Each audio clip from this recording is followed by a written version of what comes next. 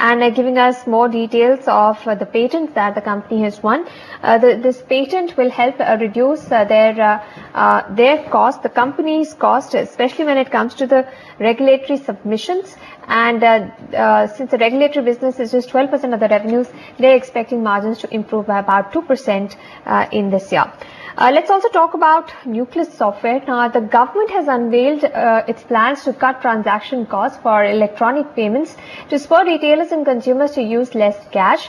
We want to find out what will be the impact on companies that do provide services for cashless transactions. We are joined by Mr. Vishnu Dusad, CEO at Nucleus Software. He's joining us from Delhi. Mr. Dusad, thank you so much for speaking with us at NDTV Profit.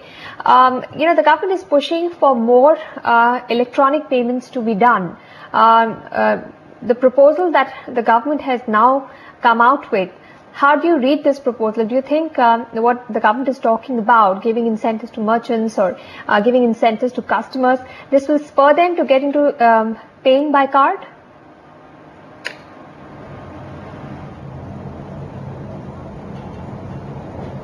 Sorry, I didn't get the last part of your question. Would it?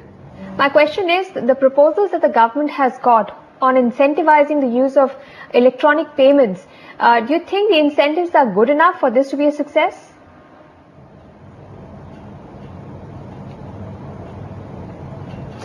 I think so, to begin with, certainly in the sense that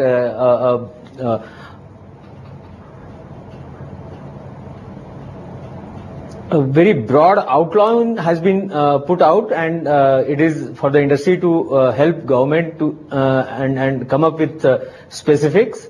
I would say this is one of the most revolutionary proposals that Government of India has come out with. It has very substantial impact on the very way we conduct our economy, the way we in fact conduct our society. Our society, it has an impact on transforming the society at the grassroots level.